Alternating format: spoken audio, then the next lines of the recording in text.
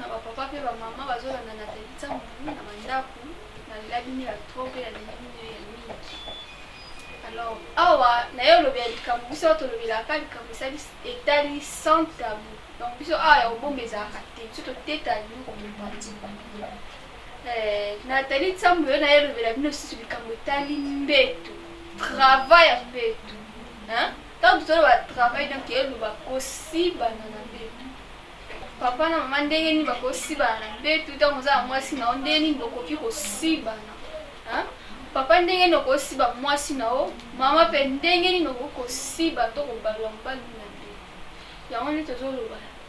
tolobera biso na lola motifi pesa bilengi. Hein? Ko belikamba mbeto. Papa na mama ndenge ni bakosi bana mbeto.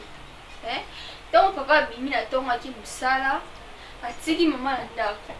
Mama pe tonga préparer déjà biloko ebi ki mbana na zo to musala zoya. Tant ko lia se reposer to sando bandi makambo. Hein? Donc na biko bandi makambo yo to komi de popwa. Eko ngonga ya kosibana. Hein? Mo kosibana ko ki déjà na ndako. Donc papa ko ebisanga to ko na uti musala na za olemba. Te pourquoi nazoloba ke faut moment est aussi bana to papa peut s'engager aussi bana pourtant on uti musalo yi papa na présenter biloko bien na mesa na tshelo mai mo énergie zana ozon ici mo énergie na tikelo matin se reposer vraiment comme il faut alors tant yo na pesio makambo yo c'est faut zone c'est la makambo tant na pesio donc nga fait pause c'est la nga sko ya yo la te ko te yanga na mbeto aussi banga pena la santé que mbana na asibi ba mama na ba papa obozola ndangai pour pesa ka basi na minotaire aussi ba ezate papa ko bimoki msalo na te to boyi makambana to boyo na bimaki ona ta kolemba te to boyi oui okolemba na o mais ezala annexé te lelo bimoki na za olemba lobo bimoki na za kolemba ngape na ovanda ka papa oyebaka te ntango yo bima mbanda kotaka na ndako ntango yo ozobima ozokende mbanda tikali mama mpe eyebaka ntango yo ozobima oke mosala oke teka na zela ozongi oza kolemba lobi na ntongo ntango obima likanga koti o papa aza mabe te yo moko nde oyebogere mbali na mbeto te oyebopesa mobali na yo biloko te biloko ya mobali ezalaka libolo biloko ya mwasi eka mobali eza likata opimela mwasi libolo opimela mwasi na obikata na mbala mama ozopimela mbala no libolo ena sens yango tozomona bandako papa ntango koyela ngai oyo nabimaki na zela kolemba yango mona mingi mama azozwi lombata libanda mama mpe ntango ozoya oyo nauti oteka nauti mosala bona lembi yango mona mingi papa azozwi lombata libanda po ani trop de raisons yo basimbaka o te soko oye donc soda mwasi ozolola kuti na mbeto na pantalon mama na ngai boni toza mpe na guerre te toa na este te quoi toandi na masolo ya mbeto mpo olatela omwa sexy kam opesi no makambo te olakisi papa libolo te mais opesi déjà posa yo olataka donc yo soko olingi olala pantalon mosuku na mona alati pantalon liputa soda kaka ozokende mais non,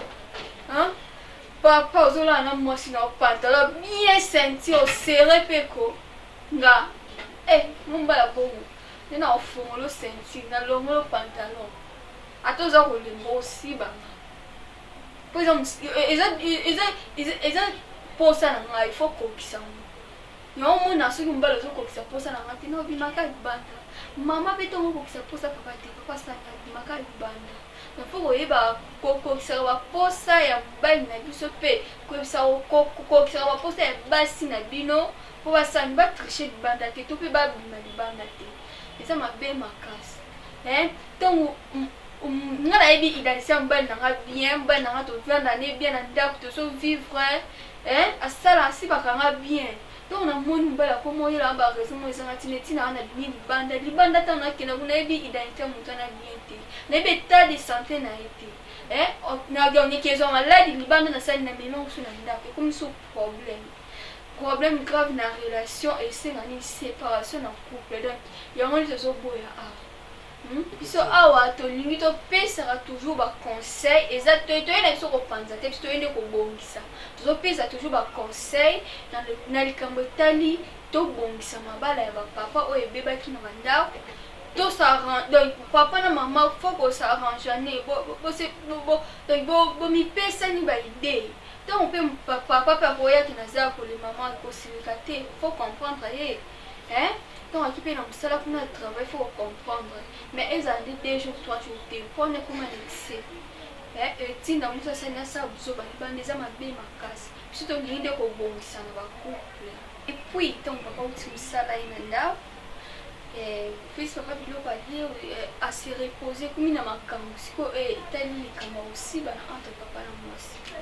papa faut koyeba position na opesa mwasi nango mwasi mpe faut koyeba position ya opesa mobali nango toza baposition ebele biso batoloba na émission sans tabou tolobaka donc toza na baposition ebele okoki koutilize mpo osatisfaire mobali na to mpo osepelisa mobali nango mama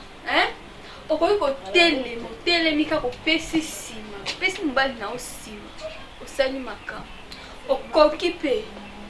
olali na okaka opanzi no kaka makolo donc olali opanzi makolo mosali makambo to opanzi deya makolo liboso mobali osali makambo eza position mobimba okoki mpe obeti kaka biloko ya boye ka ya boye opesi osali deya likambo kaka boye pamba ntango deja naza na soki naza na sous-vêtement kaka na position boye napesi kaka makambo nanga kaka boye na sous-vêtement soki mobali nanga aza aboverse mpe 2 coups 3 coups kaka na position apamba napesi ntango napanzi nanga kaka makolo position ya wiki oyo tozoka position ya wiki ntango kaka napanzi boye nasali kaka boye mobali nanga kaka komona kaka azomona pamba moko averse ti ya makambo mobimba ndeko na ngai motika ko lobi atali na émission na ngai bato bazokomante o madebo aleki nga madebo ni nani madebo liboso nanga namoni te yo kuta asali émission sans tabou te ye asali nde film ya pornographie donc eza kutu na sens te en plus donc bazosiba na mobali ayebi kutu kosibana na mobali te kiodo oyebi osiba kiodo mpe noza oyebi osiba depo tinga maika na position moko na mwasi donc mwasi kutu azolela te azaki deja mona yokai nanga te oui bebe nayokai te lomo te osiba mosi osimbeka ndeti monimako bamvuma kutu abe namonaki nanga te bo yo moko madebo elo nyama limosalaki madebo elo nyama limosalaki namona eloko moko gravité donc toza na baposition ebele position ka moko wana mona kopesi ozosala mobali kute moko donc okwa robo bongo yo moso osalaki nyama elo moko grave osalaki na mona ete bato bazochantele ngai elo moko emalamu oyo madi basalaki wana monaki yango te depa tinga maika na position moko wana en plus soki kiodo eloko nini eza na mokie yo mbana eloko eza mokie opesaki kaka position moko depo opesaka sentiment ni oyokaki to ye kiodo wana namona sentiment mamona place wana te bazokumiselanga madebo mosala nini molongo oyo osalaki depo opesaki kaka mobali position moko en plus opesi mobali position moko osala ata mouvement te ozoningana ta te nga mpe na kiodo yo nazwa mpe nanga natali kani naza boye kiodo tala baboma wana ndopesa o nde na koningisa o baboma wana ndosalo yo moko osanti oti debo estce debo apesaki madebo elengi o madebo apesaki yo mpona oka elengi ateba bebe oh mon dieu nayoki ekutela moko ya grave wana te bokumisela madebo oyo nde natali ntambo yo mpe na kiodo nanga natali ntambo nazwa na bando na naningiso nawa boye mpe nabeti yo biloko ya boye yo mpe na otanga soi te kibuzenya te ata nosala ebima o nabeti oka biloko ya boye ya shosho otangiso debo depo osalaki boye donc obeta ta biloko ya boye te depo opesaki ka opesi okumisala debo